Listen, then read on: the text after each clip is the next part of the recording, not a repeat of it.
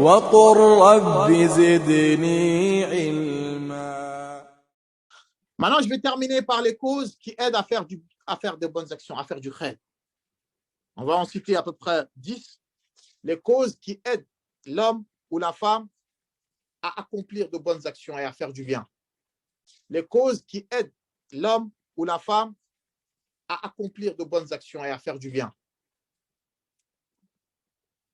Le petit 1, la première cause, c'est le fait d'aimer le bien d'abord. Pour vouloir faire du bien, il faut l'aimer, non? Déjà, il faut que tu aimes vouloir faire du bien. C'est la première chose déjà. Il faut aimer vouloir faire du bien d'abord. Ça, si tu veux faire du bien, la première chose, il faut que tu aimes le bien d'abord. C'est clair ça? Le petit 2,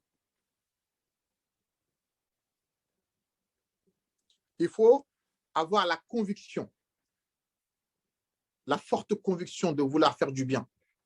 Aimer faire du bien. Le petit 2, c'est avoir la conviction, la forte conviction de faire du bien. Être à l'afflux de toute opportunité de faire du bien. C'est ça qu'on appelle al-azima, c'est-à-dire que tu as envie.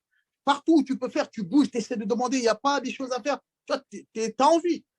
Hein, tu as la forte conviction de vouloir faire partout du bien, selon tes capacités. Ça aide. Le petit 3, c'est faire dua. Le petit 3, c'est de revenir à Allah et faire des invocations. Et je vais vous dire une invocation, là, si vous pouvez la prendre, celle-ci. Le prophète, il faisait, sallallahu alayhi wa sallam. Elle a été rapportée dans Tirmidhi, notée, numéro 3407. Dans Tirmidhi, numéro 3407, le prophète, sallallahu alayhi wa sallam, il faisait cette dua. Allahumma, ô toi, Allah, inni as'aluka thabata fil amri. Je te demande la stabilité dans la religion, que je reste stable, ferme dans le dîn, dans mes affaires, que je ne dévie pas. Wal azimata ala rushdi, ce que je disais tout de suite. Ah, et la détermination de faire du bien. Accorde-moi la détermination de vouloir faire du bien à l'âge adulte. Accorde-moi la détermination. C'est ça que je vous ai dit. La détermination, ça te pousse à faire du bien. Wa as'aluka mujibati rahmatika. Et je te demande le déclencheur de ta miséricorde. Toute chose qui peut déclencher ta miséricorde, bah, fasse que je puisse le faire. Toute chose qui déclenche ta miséricorde. Wa azaima maghfiratik. Toute chose qui peut déclencher ton pardon, bah, facilite-moi pour le faire. Wa as'aluka shukra ni'matik. Allah, je te demande d'être reconnaissant à ta grâce, d'être reconnaissant envers les bienfaits que tu m'as fait. Fasse que je sois reconnaissant. Ne fasse pas que je sois parmi les serviteurs ingrats. C'est très important ça. Wa husni ibadatik. Allah, accorde-moi le fait de t'adorer correctement, comme tu le souhaites, comme tu l'aimes. Wa as'aluka qalban salima. Allah, je te demande que tu m'accordes un cœur sain, un cœur pur, un cœur où il n'y a pas de haine, où il n'y a pas de jalousie, où il n'y a pas d'hypocrisie, où il n'y a pas d'orgueil. Wa lisanan sadiqa. Allah, accorde-moi une langue honnête, que je puisse dire la vérité, que je ne sois pas un menteur ou un traître. Le petit 4 qui aide le serviteur à faire de bonnes actions, le fait de lire le Coran et de le méditer. De lire le Coran et de le méditer. Pourquoi on a dit lire le Coran et le méditer? Parce qu'en lisant le Coran et en le méditant, tu verras ceux qui ont fait de bonnes actions, comment Allah les a récompensés, comment ils ont terminé dans la dunya et dans l'au-delà. Et ça va te motiver. Allah, il cite dans le Coran ceux qui ont fait de bonnes choses, les prophètes, les messagers, etc. Hein? Allah, il dit comment il les a récompensés. De toi, en lisant cela, en motivant, ça va te motiver à faire comme eux. Donc, il faut lire le Coran et lire les histoires. Ceux qui ont fait de bonnes actions, tu verras comment ils ont fait, comment Allah il leur a fait, comment ils ont terminé, la bonne fin qu'ils ont eue. Et ceux qui ont fait du mal, tu verras comment ils ont terminé.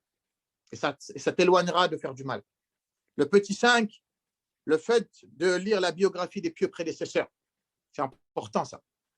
Le fait de lire la biographie des personnes pieuses et des vertueux. Ça va faire en sorte que tu vas prendre exemple sur eux. Le fait de lire la sira, la biographie des pieux prédécesseurs. Les compagnons, les tabi'in, les grands savants. Hein, tu verras les œuvres qu'ils faisaient, les sacrifices qu'ils ont faits. Bah, tu vas essayer de prendre exemple sur eux. C'est important, ça. Ça t'aide à faire du khayr. Le petit 6, c'est le fait de fréquenter de bonnes personnes. Le fait de fréquenter des gens qui font du bien. Bah ça va te pousser à faire du bien.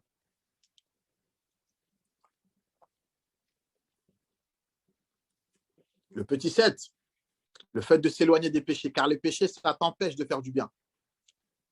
Le fait de faut s'éloigner des péchés. En commettant des péchés, ça t'éloigne de faire du bien. Le petit 8, pensez souvent à la mort. Penser souvent à la mort, ça te motive à faire du bien parce que tu ne sais pas quand est-ce que tu vas partir. Celui qui fait le plus de bien, c'est celui qui pense le plus à la mort. Et celui qui en fait moins, c'est celui qui en pense moins à la mort. Le petit 9, c'est le fait de se limiter à ce que tu peux. N'essaie pas de faire beaucoup et après, tu vas être fatigué et tu vas tout délaisser. Fais petit à petit, fais ce que tu peux. Ne viens pas dire, je vais faire beaucoup d'un coup. Avance à ton rythme et à ton niveau et essaie d'évoluer. Va petit à petit. Ne te mets pas des charges. Ouais, je vais faire ça, je vais faire ça, je vais faire ça, parce que tu veux faire beaucoup de traits. Et ben, au final, ça va être trop lourd et tu vas tout laisser. Va à ton rythme. Fais ce que tu peux supporter. Ne fais pas ce qui va être trop lourd pour toi. Et tu essaies d'évoluer petit à petit comme ça. Vous avez compris ça? Parce que tu veux tout faire d'un coup, trop faire d'un coup, eh ben, tu vas t'essouffler vite et tu vas laisser. Donc, avance à ton rythme, fais ce que tu peux faire, mais essaie, ne reste pas au même niveau. Essaie toujours, chaque fois, tu essaies de faire plus, avancer petit à petit. Et le 10e, et le dernier, après je vous laisse, c'est le fait de demander pardon. Le fait de beaucoup dire astaghfirullah. Ça t'aide à faire du khair. Le fait de beaucoup demander pardon, de se repentir, de dire astaghfirullah, astaghfirullah, de se repentir des péchés que tu te rappelles ou que tu ne te rappelles pas. Hein? De demander pardon sans cesse. Bah ça aide le serviteur à faire de bonnes actions.